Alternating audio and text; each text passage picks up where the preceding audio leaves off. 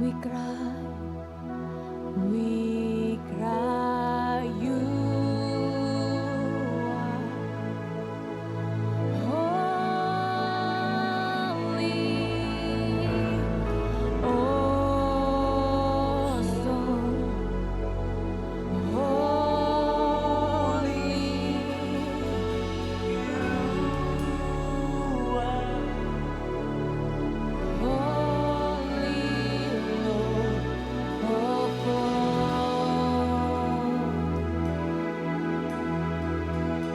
Tuhan, kami mengucap syukur Tuhan untuk siang hari ini.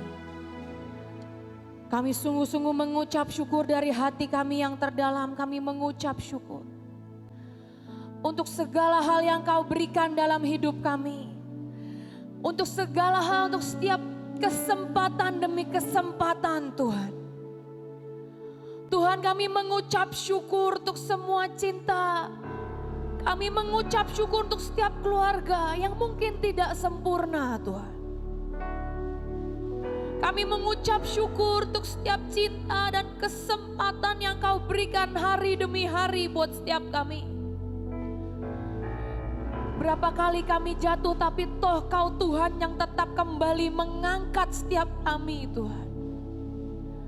Tuhan, biar sekali lagi Tuhan, kami mau naikkan ucapan syukur dan terima kasih kami di hadapan-Mu Tuhan.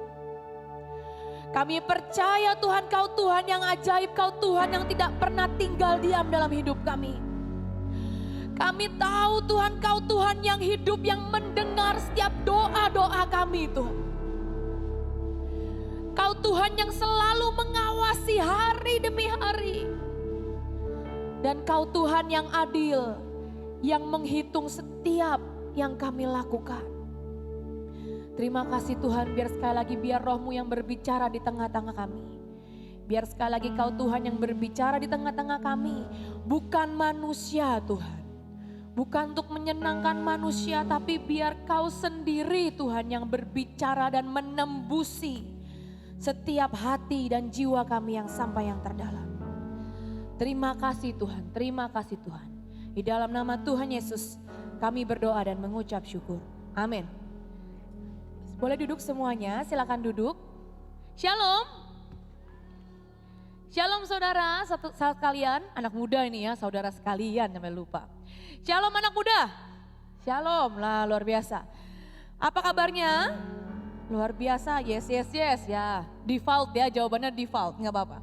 Tapi sebelum saya mulai, izinkan saya untuk memperkenalkan diri karena beberapa sepertinya saya sudah pernah bertemu kemarin ya. Tapi beberapa belum. Atau ini buram ini karena ada face shield nggak kelihatan nih yang di belakang-belakang yang cakep-cakep ini saya nggak bisa lihat. Ada juga generasi muda di sini ya, luar biasa. Perkenalkan, nama saya Kesia Verena, saya dari Bekasi. Bekasi itu di mana Kak? Bekasi itu dekat dengan Jakarta, sebelahnya persis lah, dekat dengan Jakarta. Perjalanan dari Bekasi ke sini tidak jauh, hanya panjang ya. Jauh sih tidak, panjang. Jauhnya enggak, tapi panjang. Saya naik kereta, saya ini masih muda, percayalah saya masih muda. Tampang saya menunjukkan saya masih muda, tetapi saya ini sudah jadi ibu-ibu saudara. Ibu satu anak, anak saya sudah umur 1 tahun. Sekarang OTW 2. OTW 2 itu maksudnya OTW anak 2. Yang satu lagi masih saya bawa kemana-mana dalam perut saya sendiri ya. Mungkin perkenalan cukup sampai sana. Kalau kita kebanyakan perkenalan, mari kita sama-sama masuk dalam firman Tuhan. Oke. Mari sama-sama kita buka di Amos 9 ayat yang ke-11. Pada hari itu, aku akan mendirikan kembali pondok Daud yang telah roboh. Aku akan menutup pecahan dindingnya. Dan akan mendirikan kembali reruntuhannya. Akunya huruf besar Tuhan, akan membangunnya kembali seperti di zaman dahulu kala. Jadi Tuhan itu punya sebuah rencana. Rencananya apa? Rencana Tuhan itu adalah mendirikan kembali yang namanya Pondok Daud. Pondok Daud itu apa sih Kak? Tenda kah? Pondok Daud itu apa sih? Tempat makan kah? Pondokan kah? Pondok Daud itu apa sih sebenarnya? Zaman dahulu Daud itu punya sebuah tenda sebenarnya. Atau bisa kita katakan pondokan. Isinya apa? Isinya adalah ada tabut Tuhan hari itu, ada tabut perjanjian. Kalau kita bisa lihat di salah satu banner di tempat ini ya, yang Jehovah Sebaot. Nah, tuh ada tabut, mungkin mirip seperti itu bentuknya. Mirip seperti itu bentuknya tabut perjanjian. Ada tabut perjanjian dan di sana dilakukan pujian penyembahan selama 24 jam. Kalau kita gereja hari ini, tadi saya dari pagi ya, dari jam 7. Jam 7 sampai jam 10, lalu kita lanjut jam 9, jam 7 sampai jam 9, lanjut jam 10 sampai nanti kita selesai. Nanti sore ada kebaktian lagi, tapi hari itu dinamanya Kemah Daud atau Pondok Daud, itu doa dan kebaktian 24 jam ternyata. Tapi ternyata rencana Tuhan untuk mendirikan kembali, rencana Tuhan untuk rebuild sebuah Pondok Daud, itu perlu dilakukan beberapa hal.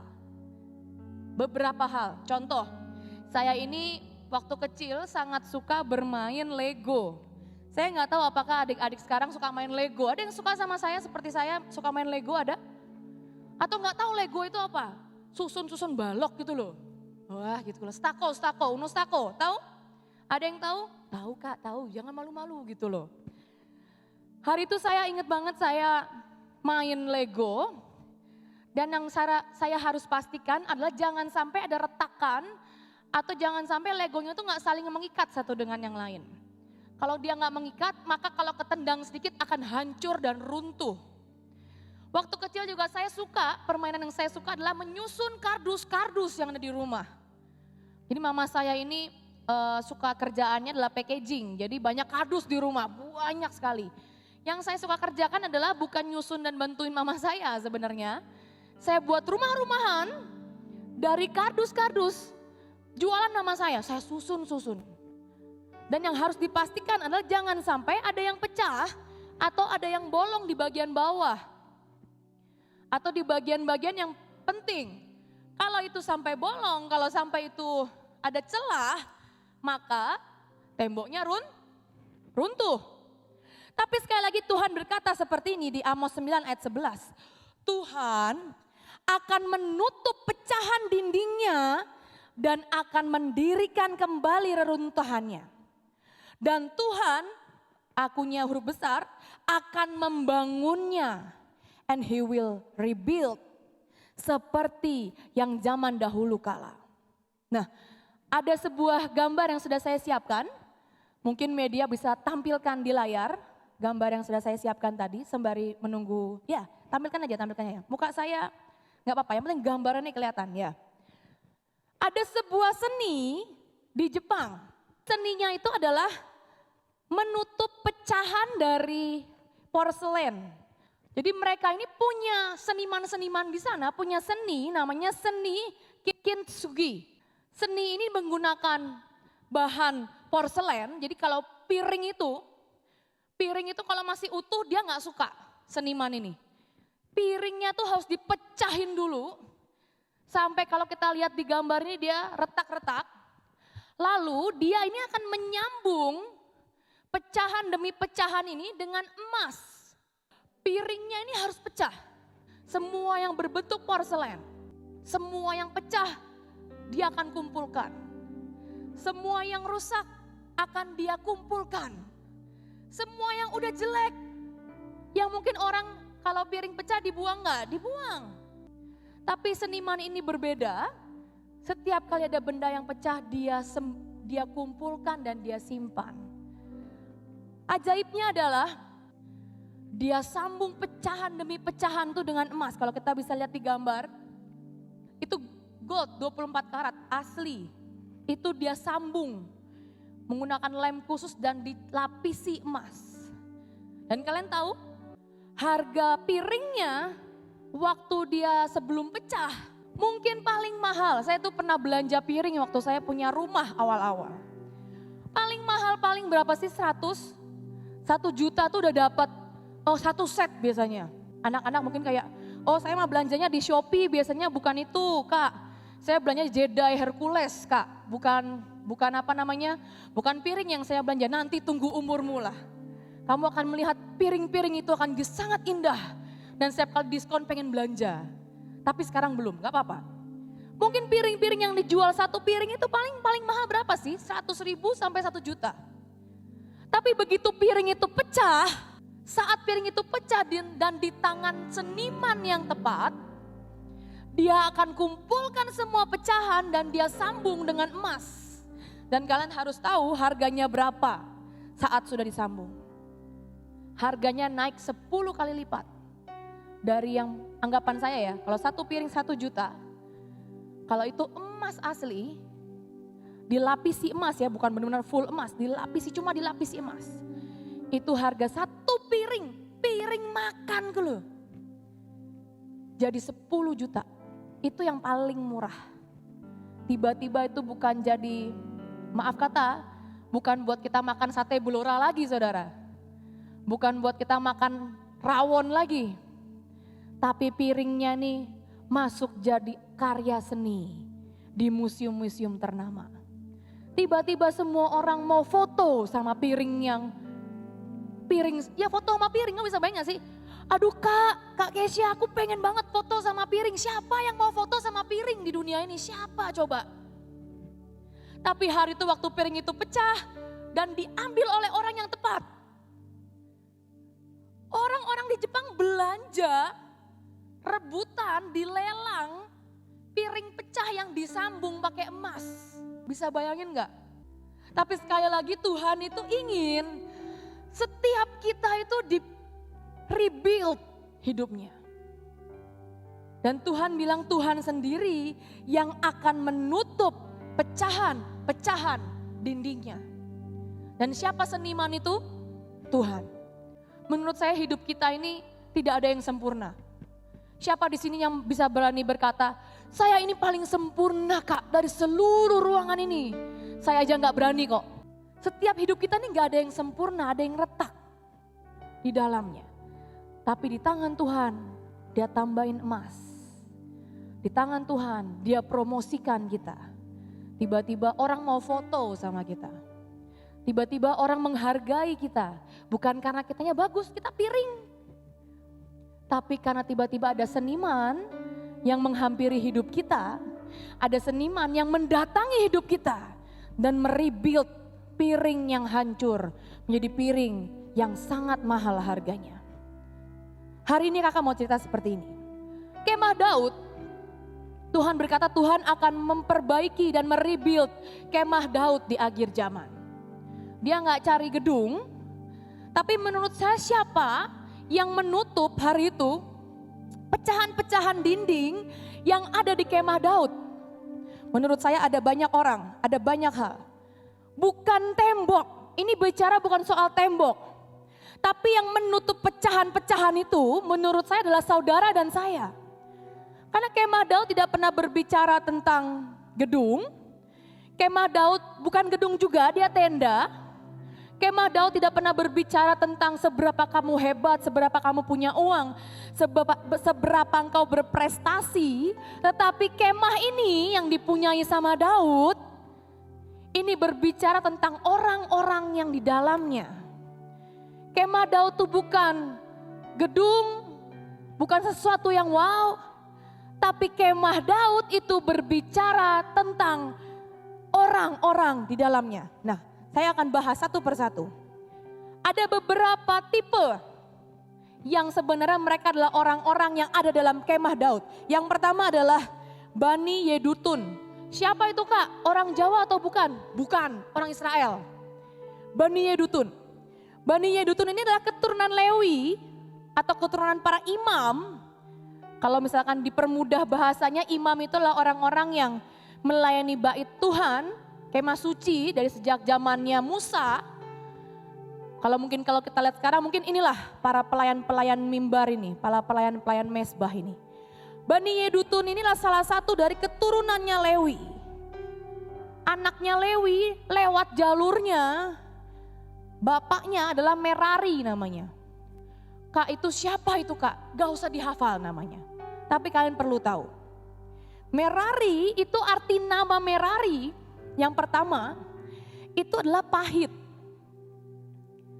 Kamu bisa bayangin gak sih? Kamu punya nama pahit. Sedih banget gak hidupnya? Menurut saya sedih. Misalkan contoh ya, kamu di sekolah nih, lagi absen. Ya Budi 1, ya hadir Pak. Ya Anastasia, hadir Pak. Pahit. Ya hadir Pak, hadir.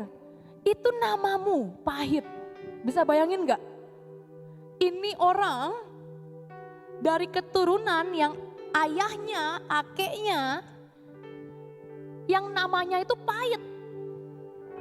Tapi kok bisa dari sekian banyak orang yang mungkin punya nama lebih baik, punya background cerita lebih baik, kok bisa dia dipilih masuk jadi salah satu yang ada di kemah? Dari sekian banyak orang. Paling gampang ini deh, dari sekian banyak orang, tiba-tiba kamu dipilih sama Cititin. Oh ya kan, luar biasa. Kamu dipilih untuk menjadi worship leader. Kok bisa? Siapa kowe itu sopo? Kamu tuh siapa? Tapi hari tiba-tiba ada Yedutun yang dipilih khusus untuk melayani di kemah Daud. Menurut saya inilah orang yang hidupnya memilih untuk tidak pahit. Mereka lah yang akhirnya bisa di-rebuild dan dimasukkan dalam kemah Daud ini. Saya punya sebuah cerita. Saya ini punya banyak anak didik. Saya ini juga salah satunya memuridkan banyak anak muda di Bekasi. Salah satu anak didik saya ini sukanya nari. Sukanya menari, jadi dia setiap kali hari Kamis, hari Jumat, hari Senin tuh ada kayak kumpul, jadi 3 kali seminggu kumpul untuk latihan nari. Sampai suatu hari dalam hidupnya dia pergi latihan nari lah di gereja. Seperti biasa mau siap-siap, mau latihan nari, nggak ada yang masalah, nggak ada yang seperti berbeda, nggak ada. Ada feeling-feeling apa nggak kak? Nggak ada feeling-feeling apa. Dia latihan nari, pelayanan di gereja mau latihan buat hari Minggu, dah pokoknya gitu. Siapin PW, siapin tarian, siapin bajunya, siapin tariannya, latihan formasinya lah, bulat lurus dia latihan. Tapi hari itu ada sesuatu yang berbeda terjadi dalam hidupnya menurut saya. Saya pun shock. Dia pulang ke rumah seperti biasa. Jadi dia pulang sekolah nggak pulang dulu, dia pulang sekolah latihan nari lalu pulang. Dia pulang ke rumah, dia panggil mamahnya dari gerbang rumahnya. Kan biasanya saya nggak tahu sih apakah kalian melakukan budaya yang sama, tapi setiap kali pulang biasanya kami panggil, "Ma, saya pulang," gitu. Itu biasanya hal yang sering terjadi lah. Atau enggak yang kedua ada lagi nih, "Ma, saya lapar." Nah, itu bisa lebih sering terjadi, bener. Tapi hari itu dia pulang, dia di depan rumah, dia teriak, "Ma, pulang." Tapi dia nggak dengar ada balasan suara dari mamahnya. Jadi dia pikir, oh mamanya tidur kali di kamar. Ya udah dia masuk aja dengan biasa, buka pagar, kok pagar gak dikunci. Terus dia masuk lagi ke dalam, dia buka pintu rumahnya ke ruang tamu. Teriak yang sama, "Ma, udah pulang, mau makan, lapar." Biasanya mamanya akan jawab, "Ya ambil aja di meja makan udah ada makanan." Tapi hari itu sunyi, gak ada yang jawab. Ya udah dia masuk aja, dia pikir oh mungkin mamaku tidur kali ya. Tapi kok pintu rumah gak dikunci. Dia masuk, dia lempar tas, tiduran di sofa, santai. Terus dia bangun lagi, kok mamahku gak bangun-bangun. Adekku mana yang kecil ya, umur 5 tahun nih mana adekku yang kecil. Biasanya dia kalau aku pulang lari-lari teriak minta main.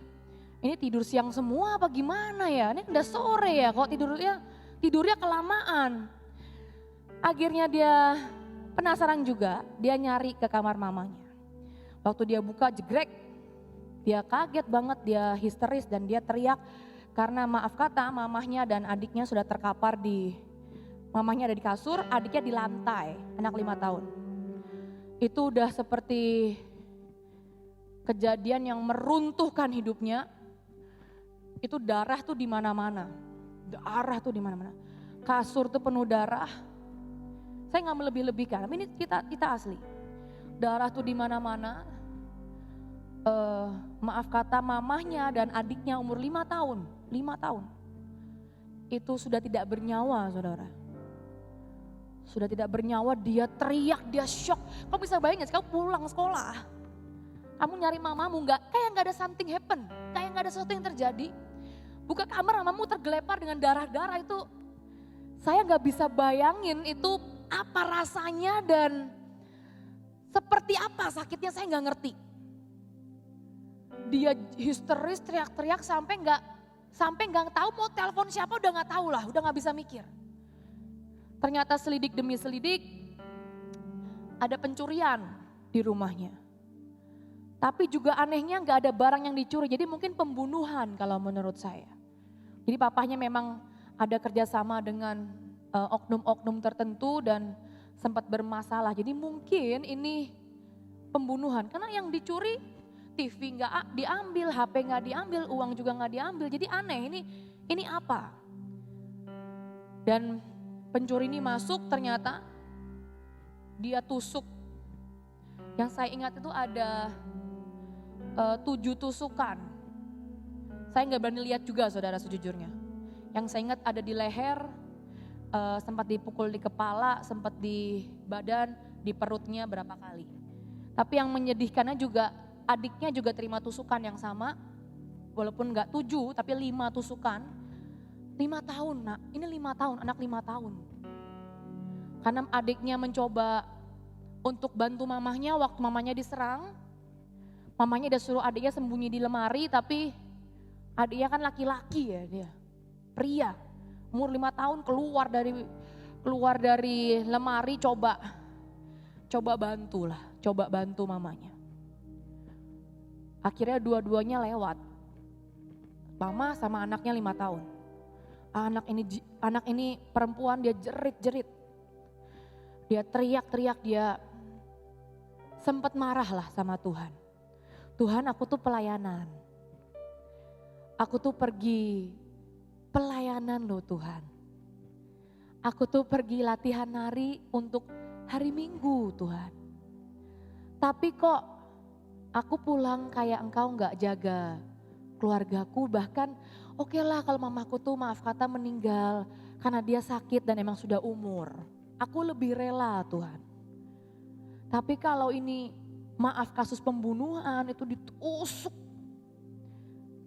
Bekasnya tuh saya aja gak berani lihat.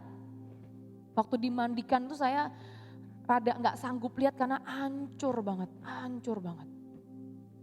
Dan hari itu saya cuma bilang ke dia, jangan pahit sama Tuhan. Aku cuma bilang sama dia, Tuhan tetap pasti punya rencana dan tahu yang terbaik. Kamu harus tetap kuat dan jangan pahit. Dia bisa pilih banget, dia bisa sangat memilih untuk pahit, benar gak? Kalau itu terjadi dalam hidupku mungkin aku ngamuk kali, mungkin. Kalau itu terjadi dari salah satu antara kita, menurut saya belum tentu kita kuat. Lu kita lihat langsung loh, mama kita tergelepar di kasur dengan berdarah-darah. Gak ada yang nolong. Dan maaf kata bukan pencurian, pembunuhan. Gak tahu siapa yang bunuh sampai hari ini, gak tahu. Polisi nyari gak ketemu pisaunya doang tapi orangnya gak ketemu. Dan hari itu aku lihat dia memilih untuk tidak pahit. Menurut saya inilah Bani Yedutun yang memilih untuk tidak pahit. Dia memilih untuk tidak pahit, dia semakin gila-gilaan dengan Tuhan. Dia bilang gini, menurut saya Tuhan itu tetap baik. Kalau saya gak latihan nari saya juga mati, dia bilang. Kalau saya gak latihan nari dulu hari itu, saya akan pulang lebih awal. Dan kalau saya pulang lebih awal berarti saya akan ketemu juga dengan membunuhnya. Loh mereka itu bertiga, saya ini perempuan semua kecil-kecil semua. Gak mungkin menang, mau berantem kayak apa gak mungkin menang saya nih, saya yakin. Saya ini penari lentur, cuma kalau berantem ya gak bisa, gak pernah berantem. Di gereja kan gak diajarin berantem. Dan dia hari itu bilang, pasti Tuhan punya rencana karena Tuhan meluputkan saya dari maut. Sejak hari itu saya sering ajak dia pergi kalau saya pas ke misalkan kayak ke Blora atau ke provinsi, saya sering ajak dia pergi. Dia isi sekolah demi sekolah. Dari sekolah yang Kristen sampai yang non Kristen. Saya bilang gini, Pak ini tuh kasihan loh Pak. Sampai masuk di berita. Saya tunjukin beritanya. Pembunuhan di Cakung, kasus pembunuhan di Cakung. Saya tunjukin beritanya, Pak ini anaknya yang selamat. Boleh nggak dia minta waktu di sekolah untuk bicara dan menguatkan semua anak-anak agar menghargai orang tuanya. Mungkin orang tuamu nggak sempurna. Mungkin orang tua angkatmu tidak sempurna. Mungkin pemimpinmu tidak sempurna. Tapi bisa nggak kau pilih yang berbeda, respon yang beda. Gak ada yang sempurna dalam dunia ini. Dan hari itu semua sekolah, maaf kata gereja-gereja bawang pun membuka tempatnya untuk dia boleh kesaksian dan sharing. Kamu bisa bayangin gak ada yang nolak, semua guru, semua kepala sekolah yang saya bilang, Pak ini beritanya dan ini anaknya, boleh gak besok saya isi? Pasti semua nangis, pasti auto nangis, saya juga gak tahu kenapa. Antara kasihan atau tersentuh, semua memberikan muridnya, semua membuka sekolahnya untuk anak ini masuk dan kesaksian. Dan dia bilang gini, kalian tuh harus tahu, Tuhan tuh punya rencana kalau aku tuh gak mati. Tuhan tuh punya rencana kalau saya diluputkan dari pembunuhan itu. Dan saya memilih untuk bersyukur. Dan kalian juga harus belajar untuk memilih bersyukur. Gak ada kan yang orang tuanya dibunuh kayak saya, dia bilang gitu. Bersyukur. Dan semua dengar nama Yesus karena satu anak ini. Semua, gak ada yang tertutup, gak mungkin tertutup lah saudara. Dia mau share ke kita aja juga kita gak tega kan, bener gak sih? Gak mungkin lah. Ini kasus pembunuhan. Tapi sekali lagi siapa yang menutup pecahannya? Kita. Kita yang memilih untuk tidak pahit. Kalau kamu membanding-bandingkan hidupmu dengan orang lain, gak akan ada habisnya. Kamu akan selalu menemukan sesuatu yang tidak indah, akan menemukan sesuatu yang tidak mengenakan hatimu. Tidak akan pernah berhenti, gak ada habisnya. Yang bisa mengubah semua itu waktu kamu berhenti dan kamu bilang ini, aku gak mau pahit tapi aku mau bersyukur. Pasti Tuhan mau ajari aku sesuatu lewat proses ini. Pasti Tuhan mau ajari aku sesuatu.